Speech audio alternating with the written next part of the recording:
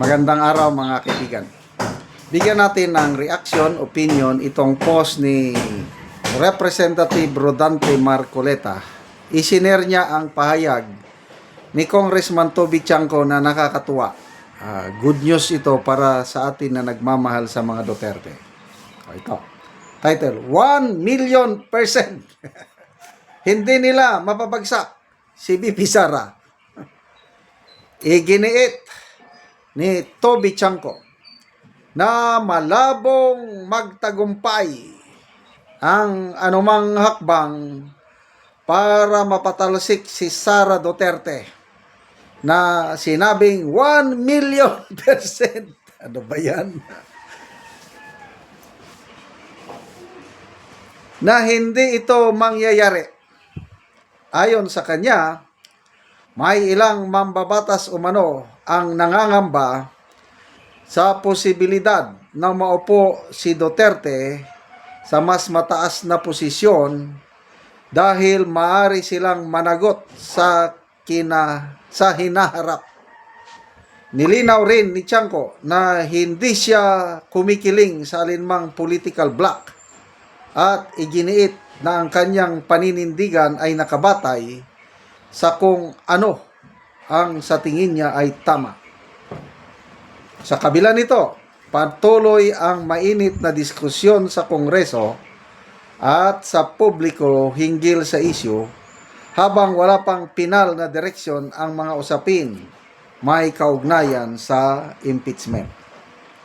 So, ito po yung exact statement ni Congressman Chanco, ipinost ni Congressman Marcoleta. Sabi niya, 1,000,000% na hindi nila mapabagsak si VP Sara, hindi sila makakalusot kay VP Sara. Mga kasamaan ko sa Congress, aminin natin na yung iba dyan takot sila na maupo si VP Sara kasi mananagot sila. Hindi ako pro DDS o pro BBM. Gagawin ko lang at papanigan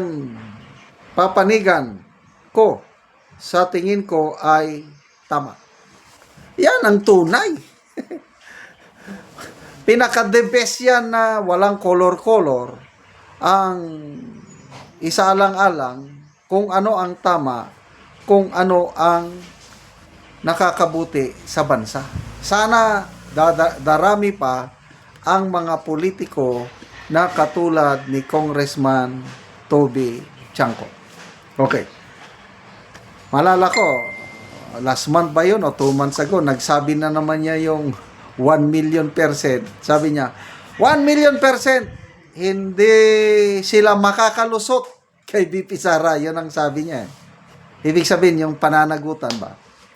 Pag nanalo si VP Sara, talagang hahabulin ang mga maletagang. So ito ngayon, dahil napapanahon sa impeachment,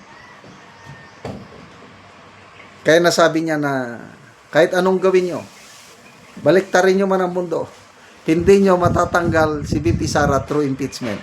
Parang ganyan ang basa ko sa ano.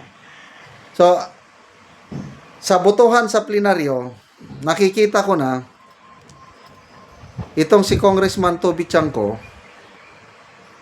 kung mag-attend man siya, he will vote no, or pwede rin hindi mag-attend. May nabasa akong post kanina na si Congressman Egay Erese, sabi niya hindi siya mag-attend sa botohan sa plenaryo. Dahil ganun din, sabi niya, hindi ako makikibangka. Hindi ako makikisakay either bangka ni BBM or bangka ni VP Sara. Kasi kung mag-attend siya doon, mapipilitin siya, I'm sure, ayaw niya ng impeachment eh. Ayaw niya ng impeachment. Kaya lang, ayaw naman niyang bumoto against sa impeachment dahil hindi naman siya DDS. Klaro man na siya ay dilawan. Kaya ganun ang mangyari. Huwag na lang siyang atin. At ito ang isang senaryo na nakikita ko. Maraming hindi mag-attend. Yan ang aking opinion para makaiwas yung mga natatakot sa political backlash na ayaw bumoto pabor sa impeachment, ayaw din nilang bumoto ng no pabor kay VP Sara, edi hindi na lang ako mag-attend. O, di ba? Safety. Kaya hanggang ngayon, sa usap-usapan, wala pang klarong bilang kung kaya ba ng 106 congressmen na buboto pabor sa impeachment. Ang sigurado pa lang, yung Committee on Justice na bumoto ng 55 yata. So most likely, yung bumoto ng mayroong substance, boboto rin ng endorsement. So kulang na lang sila ng 51. So bakit ngayon, ang tagal nilang makabuo ng 106? Hindi katulad, excuse me, nung last year na ang bilis. Isang araw lang, February 5, if I'm not mistaken, tinawag ang mga kongresista. Pinasok daw sa isang kwarto. Ito, kwento na lang ng mga kongresista. I think, basta may kongresista nagkwento. Pinasok. Hindi na sila pinalabas. Tapos, yun na. Permahan na. Ang bilis yung perma. 215 sa umpisa. Mamaya, pagka the following days, naging nadagdagan, 280 na ata. Basta. Bakit? Kasi nung una, nandyan pa si Martin Romualdez. Nandyan pa, kumpleto pa ang mga, alam nyo na, padulas. Ngayon, I don't know kung paano yung padulas system. Nakikita ko, nahihirapan sila na makakuha ng 106. Kailang, again, opinion ko lang ito. In the end, makakakuha sila ng 106. Kailang, sana, mali ako. Mas maganda kung dyan pa lang sa plenary is manalo na si VP Sara. Salamat mga kaibigan sa inyong pagsubaybay sa channel na ito. Nakakatulong kayo ng malaki sa Tribong Talandig ng Bukidnon dahil ang income natin sa channel na ito is pantulong po sa tribo. Namimigay tayo ng libreng yero at pako para makapagpatayo sila ng mas maayos na tirahan. Panoorin nyo ang video na ito. Muna ni si nanay ang natagaan og yero nga makabalay na karon.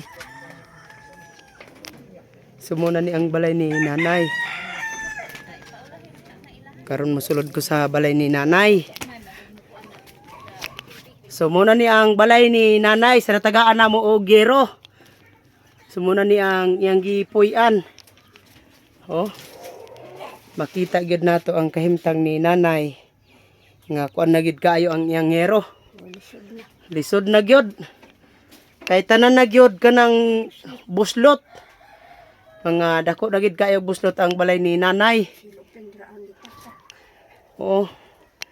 Luoy gyud kaayo si nanay ining iyang balay. Itong makita nga grabe gyud kining diri dapit si Lupin. Pila na ni katuig imong balay nanay? 3. Pila na nanay? 23 na katuig. 23 na katuig. So natagaan na ka nanay og gero, so makatop na ka. Dagan salamat. Ano gid ang itsura sa balay ni nanay. So magpuli na si nanay og atop. Itabangan ra si nanay sa iyang anak.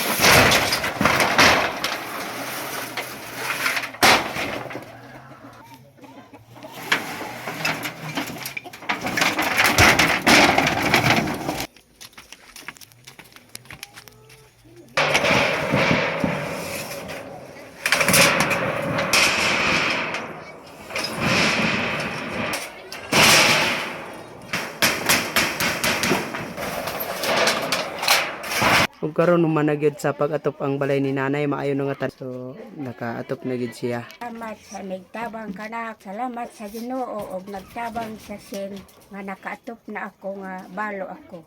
Oo, pila na katuig nanay imong pagkabalo? 23 na. 23 na katuig.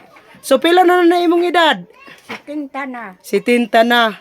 So nagpasalamat si nanay sa Ginoo og sa nagtabang daw sa iro nga natabangan siya labi na nga 70 na ang iyang edad ug usa sad siya kabalo. Salamat kay nanay. Salamat sad. So nindot kaayo na ang balay ni nanay di na pareha ganina.